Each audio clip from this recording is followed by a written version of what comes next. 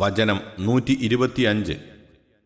വഇദ് ജഅൽന, നാം ആക്കിയ സന്ദർഭം, അൽ ബൈത്ത, ആ വീട് അഥവാ കഅബ, മസാബത്തൻ, ഒരു സങ്കേതം, ലിന്നാസി, മനുഷ്യർക്ക്, വ അംനൻ, അഭയവും, വത്തഖിദു, നിങ്ങൾ ഉണ്ടാക്കുകയും ചെയ്യുവിൻ, മിൻ മഖാമി ഇബ്രാഹീമ, ഇബ്രാഹിം നിന്ന സ്ഥാനത്തിന്, മുസല്ല, ഒരു നമസ്കാരസ്ഥാനം, വ അഹിദ്ന, നാം കൽപ്പന കൊടുക്കുകയും ചെയ്തു, ഇലാ ഇബ്രാഹീമ, ഇബ്രാഹീമിന്, വ ഇസ്മാഈല, ഇസ്മാഈലിനും, അൻ ത്വഹിറ, നിങ്ങൾ രണ്ടാളും ശുദ്ധമാക്കണമെന്ന്, ബൈത്തിയ, എൻ്റെ വീട്, ലിത്വാഇഫീന, ത്വവാഫ് ചെയ്യുന്നവർക്ക്,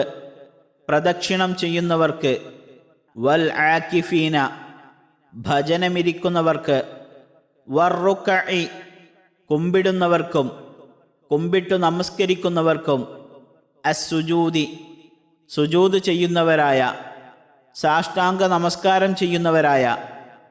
وإذ جعلنا البيت مثابة للناس وأمنا واتخذوا من مقام إبراهيم مصلى وعهدنا إلى إبراهيم وإسماعيل أن طهرا بيتي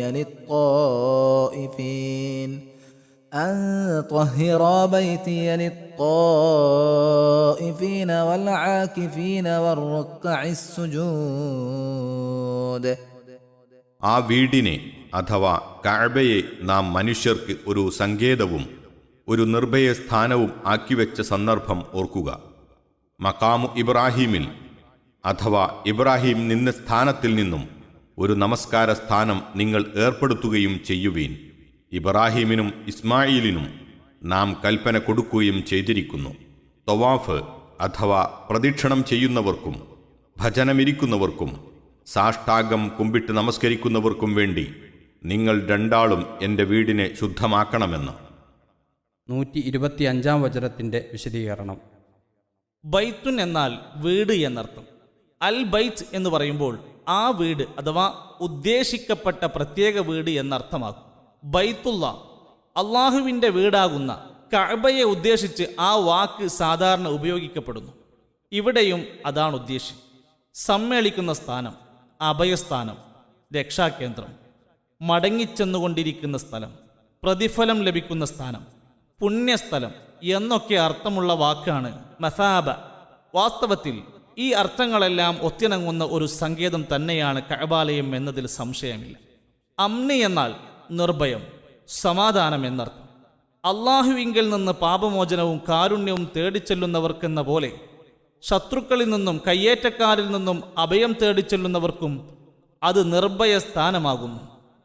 കഅബയുടെ പരിസര പ്രദേശമായ ഹറമിൽ വെച്ച് ആരെയും കയ്യേറ്റം ചെയ്യാനോ ശിക്ഷാ നടപടികൾ എടുക്കുവാനോ പാടില്ലാത്തതാകുന്നു. അള്ളാഹു പറയുന്നു, വമൻ ദഖലഹു കാന ആമിന, അതിൽ ആർ പ്രവേശിച്ചുവോ അവൻ നിർഭയനായി. സൂറത്തു ആൽ ഇമ്രാൻ 97 സൂക്തം. യുദ്ധപ്രിയരും കലഹപ്രിയരുമായിരുന്ന അറബികൾ ജാഹിലിയ കാലത്തുപോലും അവിടെ വെച്ച് യുദ്ധമോ കയ്യേറ്റമോ നടത്തുമായിരുന്നില്ല. മക്ക ഹറമിൻ്റെ അതിർത്തിക്കുള്ളിൽ വെച്ച് ജന്തുക്കളെ വേട്ടയാടുവാനും മരങ്ങളും ചെടികളും മുറിച്ചു കളയുവാനും പാടില്ല. അടുത്ത വചനത്തിൽ കാണുന്നതുപോലെ ഇബ്രാഹിം നബി അലൈഹിസ്സലാം ചെയ്ത പ്രാർത്ഥനയ്ക്ക് അള്ളാഹു ഉത്തരം നൽകിയ കൂട്ടത്തിൽ ഒന്നാണിത്. മഖാമു ഇബ്രാഹിം എന്ന വാക്കിന് ഇബ്രാഹിം നബി അലൈഹിസ്സലാം നിന്ന സ്ഥാനം എന്നാണ് വാക്കർത്ഥം. മക്കയിലെ ഹറമ് മുഴുവനും അല്ലെങ്കിൽ സഫ, മർവ, മിന, അറഫാത്ത് മുതലായി ഹജ്ജിൻ്റെ കർമ്മങ്ങൾ നടക്കുന്ന സ്ഥലങ്ങൾ മുഴുവനും മഖാമു ഇബ്രാഹിമിൽ ഉൾപ്പെടുമെന്ന് കാണിക്കുന്ന ചില റിവായത്തുകൾ കാണാം. പക്ഷേ അവ വിശ്വാസയോഗ്യങ്ങളല്ല. മഖാമു ഇബ്രാഹിം അഥവാ ഇബ്രാഹിം മഖാം എന്ന പേരിൽ തന്നെ പരക്കെ അറിയപ്പെടുന്നതും കഅബയുടെ അടുത്ത് അതിൻ്റെ വാതിലിന് മുൻവശത്ത് വാതിലിനെ അഭിമുഖീകരിച്ചു നിൽക്കുന്നവരുടെ അല്പം വലതുഭാഗത്തായി സ്ഥിതി ചെയ്യുന്നതുമായ പ്രസിദ്ധ കല്ലാണ് അത് എന്നത്രേ ഭൂരിപക്ഷം ഖുർആൻ വ്യാഖ്യാതാക്കളും പണ്ഡിതന്മാരും പറയുന്നത്. ഈ അഭിപ്രായത്തെ ശക്തിപ്പെടുത്തുന്ന ബലപ്പെട്ട ചില ഹദീസുകളുമുണ്ട്. കല്ലിനെപ്പറ്റി താഴെ വിവരിക്കുന്നതാണ് ഇൻഷാ അല്ലാഹ്. അനസ് റളിയല്ലാഹു അൻഹു പ്രസ്താവിച്ചതായി ഇമാം അഹ്മദ് റഹിമഹുല്ല ഉദ്ധരിക്കുന്നു. ഉമർ പ്രസ്താവിക്കുകയുണ്ടായി, ഞാൻ എൻ്റെ റബ്ബുമായി 3 കാര്യത്തിൽ ഒത്തുവന്നിട്ടുണ്ട്. അടിക്കുറിപ്പ്: ഞാൻ അഭിപ്രായപ്പെട്ടതുപോലെ അള്ളാഹു നിയമം അവതരിപ്പിച്ചു എന്നാണ് ഉമർ റളിയല്ലാഹു പറഞ്ഞതിൻ്റെ താല്പര്യം. നബി സല്ലല്ലാഹു അലൈഹി വസല്ലമ തിരുമേനിക്ക് അക്കാര്യങ്ങൾ മുൻകൂട്ടി മനസ്സിലായിരുന്നില്ലെന്നോ അല്ലെങ്കിൽ തിരുമേനിക്ക് അതിൽ എതിരഭിപ്രായം ഉണ്ടായിരുന്നുവെന്നോ ഇതിൽ നിന്ന് ധരിച്ചുകൂടാ. കൽപ്പന കിട്ടാതെ തിരുമേനി ആ വിഷയങ്ങളിൽ സ്വന്തം അഭിപ്രായം നടപ്പാക്കുവാൻ മുമ്പോട്ട് വന്നില്ലെന്ന് മാത്രമേ അതിലുള്ളൂ. എന്നോട് കൽപ്പിക്കപ്പെട്ടതേ ഞാൻ ചെയ്യൂ എന്ന് തിരുമേനി പറഞ്ഞതായും ചില നിവേദനങ്ങളിൽ വന്നിട്ടുണ്ട് താനും. വിശദീകരണം തുടരുന്നു.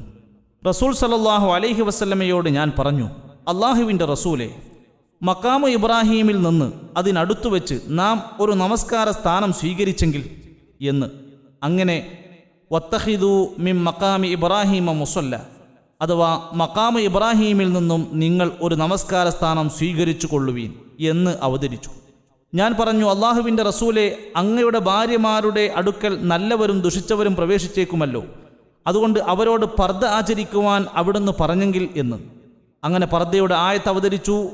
റസൂൽ സല്ലല്ലാഹു അലൈഹി വസല്ലമയുടെ ഭാര്യമാർ തിരുമേനിക്കെതിരെ ചിലവിന് കിട്ടിയത് പോരാ എന്ന പ്രശ്നത്തിൽ ഏകോപിക്കുകയുണ്ടായി. അപ്പോൾ അവരോട് ഞാൻ പറഞ്ഞു, അദ്ദേഹം നബി നിങ്ങളെ വിവാഹമോചനം ചെയ്തുവെങ്കിൽ അദ്ദേഹത്തിൻ്റെ റബ്ബ് അദ്ദേഹത്തിന് നിങ്ങളെക്കാൾ ഉത്തമകളായ ഭാര്യമാരെ നൽകിയേക്കാമെന്ന്. അതേപ്രകാരം അസാ റബ്ബുഹു ഇൻ തൊല്ലക്കുന്ന എന്ന സൂറത്തു തഹ്രീം 5-ാമത്തെ ആയത്ത് അവതരിക്കുകയും ചെയ്തു. ഉമർ റളിയല്ലാഹു അൻഹുവിൻ്റെ ഈ പ്രസ്താവന അല്പസ്വല്പ വ്യത്യാസങ്ങളോട് കൂടിയാണെങ്കിലും പല സ്വഹാബികളിൽ നിന്നും പല മാർഗങ്ങളിൽ കൂടി ബുഖാരി, മുസ്ലിം, തിർമിദി, നസായി, ഇബ്നു മാജ റഹിമഹുമുല്ലാ മുതലായ പലരും രേഖപ്പെടുത്തിയിട്ടുള്ളതുമാണ്. കഅബ പ്രദക്ഷിണം അഥവാ ത്വവാഫ് കഴിഞ്ഞ ഉടനെ മക്കാമു ഇബ്രാഹീമിൻ്റെ പിന്നിൽ മക്കാമും കഅബയും മുന്നിലാക്കിക്കൊണ്ട് നബി സല്ലല്ലാഹു അലൈഹി വസല്ലം 2 റക്അത്ത് നമസ്കരിച്ചതായി വ്യക്തമാക്കുന്ന ഹദീസുകൾ ബുഖാരി, മുസ്ലിം റഹിമഹുമുല്ലാ മുതലായവർ വേറെയും രേഖപ്പെടുത്തിയിട്ടുണ്ട്. തിരുമേനി നടപ്പാക്കിയ ഈ സുന്നത്ത് നമസ്കാരം ത്വവാഫ് കഴിഞ്ഞ ശേഷം അന്ന് മുതൽ എല്ലാവരും ആചരിച്ചു വരുന്നു. മേലുദ്ധരിച്ചതുപോലെ മഖാമു ഇബ്രാഹീമിനെ സംബന്ധിച്ചു വന്ന പല ഹദീസുകളും ഉദ്ധരിച്ച ശേഷം ഇബ്നു കസീർ റഹ്മത്തുള്ളാഹി അലൈഹി പ്രസ്താവിച്ച ചില പ്രസ്താവനകളുടെ സാരം അറിയുന്നത് നന്നായിരിക്കും. അതിങ്ങനെ ഉദ്ധരിക്കാം. കഅബ പടുത്തുയർത്തുവാൻ വേണ്ടി ഇബ്രാഹിം നബി അലൈഹിസ്സലാം നിന്നിരുന്ന കല്ലാണ് മഖാമു ഇബ്രാഹിം കൊണ്ട് ഉദ്ദേശ്യമെന്ന് ഇതെല്ലാം തെളിയിക്കുന്നു. ചുവർ പൊന്തിയപ്പോൾ അദ്ദേഹത്തിന് ചവിട്ടി നിൽക്കുവാൻ ഇസ്മായിൽ നബി അലൈഹിസ്സലാം കൊണ്ടുവന്ന് കൊടുത്തതാണത്. അങ്ങനെ ഇസ്മായിൽ നബി അലൈഹിസ്സലാം കല്ലുകൾ കൊണ്ടുവരികയും അദ്ദേഹം അതിന്മേൽ നിന്ന് ചുവർ പടുത്തു പൊന്തിക്കുകയും ചെയ്യുമായിരുന്നു. ഒരു ഭാഗം പൂർത്തിയാകുമ്പോൾ അത് മറ്റേ ഭാഗത്തേക്ക് നീക്കും. അങ്ങനെ ചുവർ പൂർത്തിയായി. അദ്ദേഹത്തിൻ്റെ കാൽപ്പാടുകൾ 2ഉം ആ കല്ലിൽ വ്യക്തമായി പതിഞ്ഞിരുന്നു. ആ കല്ല് പിന്നീട് അറിയപ്പെട്ടുകൊണ്ടേ വന്നു. ജാഹിലിയ കാലത്തെ അറബികൾക്കും അത് സുപരിചിതമായിരുന്നു. അബൂ ത്വാലിബിൻ്റെ പ്രസിദ്ധമായ ലാമിയ അഥവാ ലാം എന്ന അക്ഷരത്തിൽ അവസാനിക്കുന്ന കവിതയിൽ അതിനെക്കുറിച്ച് പറഞ്ഞിട്ടുണ്ട്.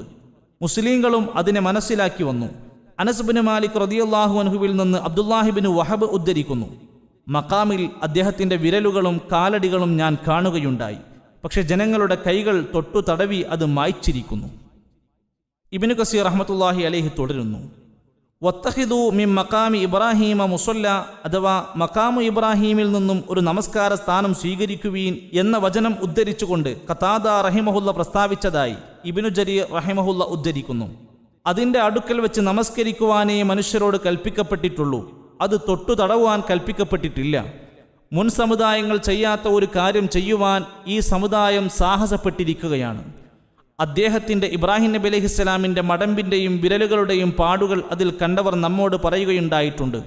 ഈ സമുദായം തൊട്ടു തടവി അത് തേഞ്ഞും മാഞ്ഞും പോയിരിക്കുകയാണ്. ഞാൻ ഇബ്നു കസീർ പറയുന്നു, പണ്ട് കാലത്ത് ഈ കല്ല് കഅബയുടെ ചുവരിനോട് തൊട്ടുകിടക്കുകയായിരുന്നു. ഇന്ന് കഅബയുടെ വാതിലിൻ്റെ നേരെ മുമ്പിൽ നിന്ന് അല്പം വലത്തോട്ട് മാറി ഒരു പ്രത്യേക സ്ഥലത്ത് അതിൻ്റെ സ്ഥാനം പ്രസിദ്ധമാണ്.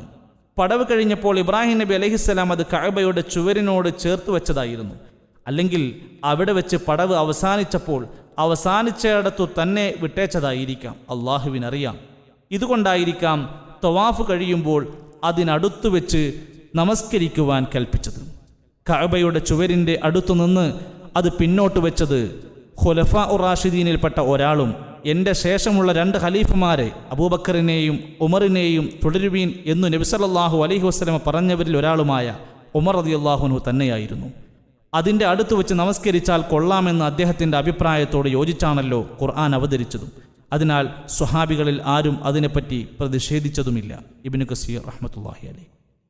ഇബ്രാഹിം നബി അലൈഹിസ്സലാമയ്ക്കു ശേഷം ആയിരക്കണക്കിന് കൊല്ലങ്ങൾ ആ കല്ല് കഅബയുടെ ചുവരിനോട് തൊട്ടുകിടന്ന ശേഷം, അല്ലെങ്കിൽ ചില റിവായത്തുകളിൽ വന്നതുപോലെ മലവെള്ളം വന്ന് കല്ല് ഒലിച്ചു പോകുമോ എന്ന് ഭയന്ന് മുമ്പാരോ സ്ഥാനത്ത് നിന്ന് നീക്കിവെക്കുകയും കൊല്ലങ്ങൾ പിന്നിടുകയും ചെയ്ത ശേഷം ഉമർ റളിയല്ലാഹു അൻഹു അതിനെ ചുവരിൽ നിന്ന് അല്പം അകറ്റിവെച്ചത് തവാഫ് ചെയ്യുന്നവരുടെ സൗകര്യത്തെ മുൻനിർത്തിയാണെന്നും ചില റിവായത്തുകളിൽ കാണാം.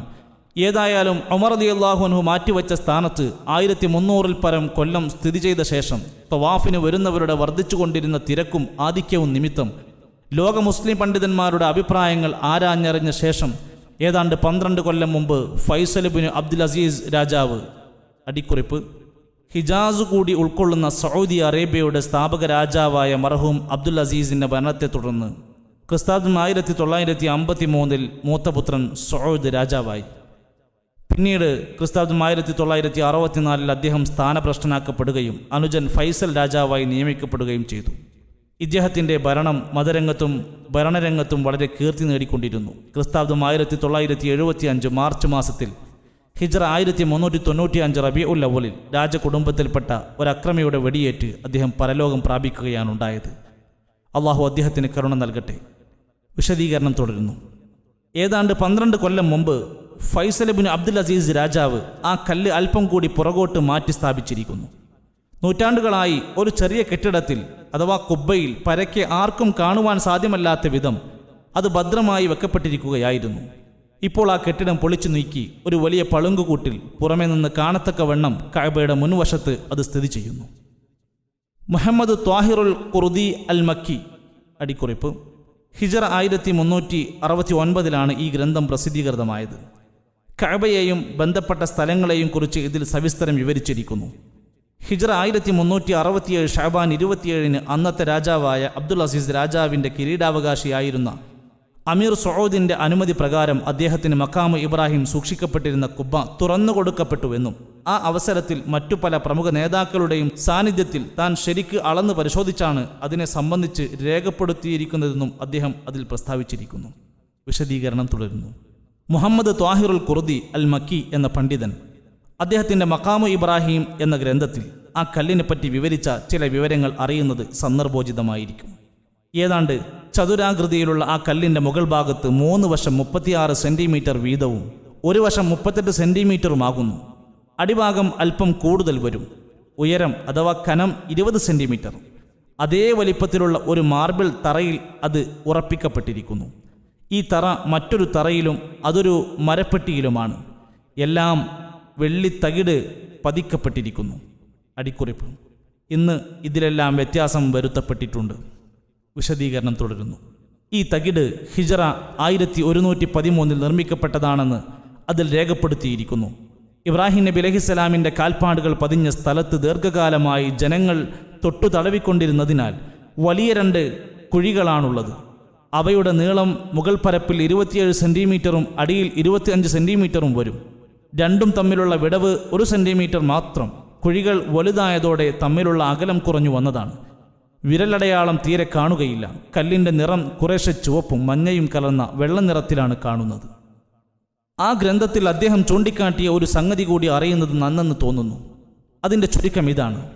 ജാഹിലിയ അറബികൾ മക്ക പരിസരങ്ങളിലുള്ളവർ പ്രത്യേകിച്ചും കല്ലുകളെ ആരാധിക്കുന്നതിൽ പ്രസിദ്ധരായിരുന്നുവല്ലോ. എന്നാലും ഹജറുൽ അസ്വദിനെയും മഖാമു ഇബ്രാഹിമിനെയും അവർ ആരാധിച്ചതായി അറിയുന്നില്ല. അതേസമയത്ത് ആ 2 കല്ലിനെയും അവർ ബഹുമാനിക്കുകയും ചെയ്തിരുന്നു. ഇതിനെപ്പറ്റി ചിന്തിച്ചപ്പോൾ മനസ്സിലായത് ഇതാണ്. അന്ന് അവ ആരാധിക്കപ്പെട്ടിരുന്നുവെങ്കിൽ പിന്നീട് തവാഫിൽ ഹജറുൽ അസ്വദിൻ്റെ മൂല അഥവാ റുക്കുനുൽ ഹജർ തൊട്ടുമുത്തുവാനും മഖാമു ഇബ്രാഹിമിങ്കിൽ നമസ്കരിക്കുവാനും കൽപ്പിക്കപ്പെടുന്ന പക്ഷം ഇസ്ലാമിൻ്റെ ശത്രുക്കളും കപടവിശ്വാസികളും അതിനെ ആയുധമാക്കി വിഗ്രഹങ്ങളോടുള്ള ബഹുമാനത്തിൽ നിന്ന് ഇസ്ലാമും ശുദ്ധമല്ലെന്ന് പറയുമായിരുന്നു. അതുകൊണ്ടായിരിക്കാം രണ്ടും ആരാധിക്കപ്പെടുവാൻ ഇടവരാതെ അള്ളാഹു കാത്തു സൂക്ഷിച്ചത്. ഇദ്ദേഹത്തിൻ്റെ ഈ അഭിപ്രായം ഏതാണ്ട് യുക്തമായി തോന്നുന്നു. വല്ലാഹു അലം. മഖാമു ഇബ്രാഹിമിൽ നിന്നും ഒരു നമസ്കാര സ്ഥാനം ഏർപ്പെടുത്തിക്കൊള്ളുക അഥവാ വത്തഖിദു മിൻ മഖാമി ഇബ്രാഹിമ മുസല്ല എന്നുള്ള അള്ളാഹുവിൻ്റെ കൽപ്പന തവാഫിന് ശേഷം അതിൻ്റെ അടുത്തു വെച്ച് 2 റക്അത്ത് സുന്നത്ത് നമസ്കാരം വഴി നബി സല്ലല്ലാഹു അലൈഹി വസല്ലം നടപ്പാക്കിയെന്ന് മേലുദ്ധരിച്ച ഹദീസിൽ കണ്ടുവല്ലോ. മുസ്ലിങ്ങൾ ഇന്നും അത് ആചരിച്ചു പോരുകയും ചെയ്യുന്നു. എന്നാൽ എല്ലാവരും പറയുന്നതിൽ നിന്നും വ്യത്യസ്തമായ പുത്തൻ അഭിപ്രായങ്ങൾ പറയുവാൻ താൽപ്പര്യം കാണിക്കാറുള്ള ഒരു ആധുനിക പ്രിയനായ പണ്ഡിതൻ പറയുന്നത്, മഖാമു ഇബ്രാഹിം എന്നാൽ ഇബ്രാഹിം നബി അലൈഹിസ്സലാം നമസ്കരിച്ച സ്ഥലം അഥവാ കഅബയാണെന്നും കഅബയെ നമസ്കാര സ്ഥലമാക്കുവാനുള്ള കൽപ്പനയാണ് ഇത് എന്നുമാകുന്നു. ആശ്ചര്യം തോന്നുന്നു, എവിടെ നിന്നാണ് ഈ വ്യാഖ്യാനം അദ്ദേഹത്തിന് കിട്ടിയതെന്ന് അള്ളാഹുവിനറിയാം. മഖാമ് എന്ന വാക്കിന് നമസ്കരിച്ച സ്ഥലം എന്നർത്ഥമില്ല. വാക്കർത്ഥമില്ലെങ്കിലും ഉദ്ദേശ്യം അതാണെന്നുള്ളതിന് ഒരു തെളിവുമില്ല. ചില പ്രത്യേക അവസരങ്ങളിൽ കഅബയുടെ വാതിൽ തുറക്കപ്പെടുമ്പോൾ ചുരുക്കം ചിലർ അതിനുള്ളിൽ കടന്ന് എപ്പോഴെങ്കിലും സുന്നത്ത് നമസ്കരിക്കുന്നതല്ലാതെ കഅബയെ ഒരു നമസ്കാര സ്ഥലമാക്കിക്കൊണ്ടുള്ള നടപടി ഇസ്ലാമിൽ അറിയപ്പെടുന്നില്ല. മക്ക വിജയ സംഭവമുണ്ടായ അവസരത്തിലോ ഹജ്ജത്തുൽ വിദായിലോ തിരുമേനിയുടെ അവസാനത്തെ ഹജ്ജിലോ അല്ലാതെ നബി സല്ലല്ലാഹു അലൈഹി വസല്ലമയും കഅബയുടെ ഉള്ളിൽ നമസ്കാരം നടത്തിയതായി അറിയപ്പെടുന്നില്ല. ഒരു പക്ഷേ കഅബയെ നമസ്കാര സ്ഥലം ആക്കുക എന്ന് പറഞ്ഞതിൻ്റെ താല്പര്യം അതിൻ്റെ അടുത്ത സ്ഥലത്ത് മസ്ജിദുൽ ഹറാമിൽ നമസ്കരിക്കുക എന്നാണെന്ന് പറഞ്ഞേക്കാം. എന്നാൽ സൂറത്തു ആൽ ഇമ്രാനിൽ 97-ാം ആയത്തിൽ കഅബയെപ്പറ്റി അതിൻ്റെ സുവ്യക്തങ്ങളായ ദൃഷ്ടാന്തങ്ങൾ ഉണ്ടെന്ന് പറഞ്ഞുകൊണ്ട് മഖാമു ഇബ്രാഹിമിനെ പ്രത്യേകം അള്ളാഹു എടുത്തു പറഞ്ഞിരിക്കുന്നത് ഫീഹി ആയാത്തും ബയ്യിനാത്തും മഖാമു ഇബ്രാഹിം കാണാം. അപ്പോൾ മഖാമു ഇബ്രാഹിം കൊണ്ട് ഉദ്ദേശ്യം കഅബയാണെന്ന വെക്കുന്ന പക്ഷം കഅബയിൽ കഅബയുണ്ടെന്നായിരിക്കണമല്ലോ അതിനർത്ഥം. ഇങ്ങനെയൊക്കെ പറയുവാൻ ഇവരെ പ്രേരിപ്പിക്കുന്ന മനസ്ഥിതി വളരെ അത്ഭുതം തന്നെ.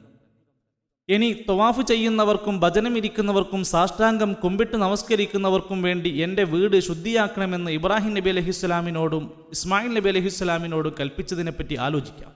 എൻ്റെ വീട് അഥവാ ബൈത്തി എന്ന് പറഞ്ഞത് കഅബയെ ഉദ്ദേശിച്ചു തന്നെ. ആ പരിശുദ്ധാലയത്തിന് അള്ളാഹു കൽപ്പിച്ച ഉന്നത സ്ഥാനമാണ് ആ വാക്ക് സൂചിപ്പിക്കുന്നത്. അതിൻ്റെ പ്രാധാന്യത്തെപ്പറ്റി അടുത്ത സൂറത്ത് 96-ൽ പ്രസ്താവിക്കുന്നുണ്ട്. കഅബയുടെ വാതിലിനെ അഭിമുഖീകരിക്കുന്നവരുടെ ഇടതുഭാഗത്തെ മൂലയിൽ സ്ഥിതി ചെയ്യുന്ന ഹജറുൽ അസ്വദ് മുതൽ ആരംഭിച്ച കഅബയെ ഇടതുവശത്താക്കിക്കൊണ്ട് 7 വട്ടം പ്രദക്ഷിണം ചെയ്യുന്നതിനാണ് തവാഫ് എന്ന് പറയുന്നത്. പള്ളികളിൽ പ്രവേശിക്കുന്നവർ 2 റക്അത്ത് തഹിയ്യത്ത് അഥവാ ഉപചാര നമസ്കാരം നമസ്കരിക്കുവാൻ നിശ്ചയിക്കപ്പെട്ടിട്ടുള്ളതുപോലെ മസ്ജിദുൽ ഹറാം പള്ളിയിൽ പ്രവേശിക്കുന്നവർ അതിൻ്റെ സ്ഥാനത്തു ചെയ്യേണ്ടത് തവാഫത്രേ. ഹജ്ജ് കർമ്മത്തിലും ഉംറ കർമ്മത്തിലും അത് നിർബന്ധവുമാകുന്നു. സൗകര്യപ്പെടുമ്പോഴെല്ലാം ചെയ്യുന്നത് നല്ലതുമാകുന്നു.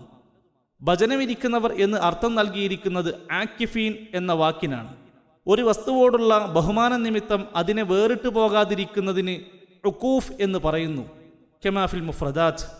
പള്ളികളിൽ നമസ്കാരം, പ്രാർത്ഥന മുതലായ കർമ്മങ്ങൾക്ക് വേണ്ടി മെനക്കെട്ടിരിക്കുന്നതിന് ഷറഇന്റെ സാങ്കേതിക ഭാഷയിൽ ഇഅ്തികാഫ് അഥവാ ഭജനമിരിക്കൽ എന്ന് പറയുന്നു. ഇതേ ആവശ്യാർത്ഥം കഅബയുടെ അടുക്കൽ മസ്ജിദുൽ ഹറാമിൽ വന്നുകൂടുന്നവരാണ് ഇവിടെ ഉദ്ദേശ്യം. സാഷ്ടാംഗം കുമ്പിടുന്നവർ അഥവാ അർ-റുക്അഇസ് സുജൂദ് എന്ന് പറഞ്ഞത് നമസ്കരിക്കുന്നവരെ ഉദ്ദേശിച്ചുമാകുന്നു.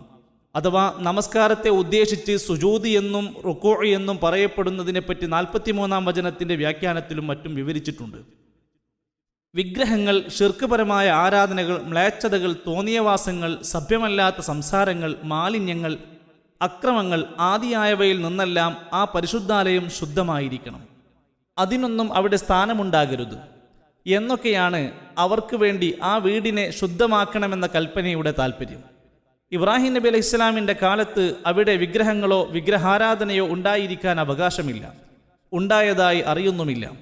എങ്കിലും നൂഹ് നബി അലൈഹിസ്സലാമിയുടെ കാലം മുതൽക്കേ വിഗ്രഹാരാധന ജനമധ്യേ പ്രചാരത്തിൽ വന്ന് കഴിഞ്ഞിട്ടുണ്ട്. ഇബ്രാഹിം നബി അലൈഹിസ്സലാമയുടെ നാടും വീടുമെല്ലാം വിഗ്രഹ കേന്ദ്രങ്ങളായിരുന്നതും അവയോട് പടപൊരുതിക്കൊണ്ടുള്ള അദ്ദേഹത്തിൻ്റെ ചരിത്രവും പ്രസിദ്ധമാണല്ലോ. ആ സ്ഥിതിക്ക് അള്ളാഹു അല്ലാത്തവരുടെ ആരാധനകളിൽ നിന്നെല്ലാം പരിപൂർണമായും ഒഴിവായിക്കൊണ്ടും അള്ളാഹുവിൻ്റെ ആരാധന മാത്രം നടത്തപ്പെട്ടുകൊണ്ടുമായിരിക്കണം ആ പരിശുദ്ധ മന്ദിരം എന്നായിരിക്കും മുഖ്യമായും ആ ശുദ്ധീകരണം കൊണ്ട് ഉദ്ദേശിക്കപ്പെട്ടിരിക്കുന്നതെന്ന് കരുതാം. ഇബ്രാഹിം നബി അലൈഹിസ്സലാം തങ്ങളുടെ കുലപിതാവാണെന്നതിൽ അഭിമാനിക്കുകയും അദ്ദേഹത്തിൻ്റെ മാർഗമാണ് തങ്ങൾ ആചരിച്ചു വരുന്നതെന്ന് അവകാശപ്പെടുകയും അതേ സമയത്ത് നൂറുകണക്കായ വിഗ്രഹങ്ങൾ കൊണ്ട് കഅബയെ മ്ലേച്ഛമാക്കുകയും ചെയ്ത അറബി മുശ്രിക്കുകൾ അവരുടെ നിലപാടിനെപ്പറ്റി ചിന്തിച്ചു നോക്കുവാനുള്ള ഒരു ആഹ്വാനം കൂടി ഈ വചനത്തിൽ അടങ്ങിയിരിക്കുന്നു.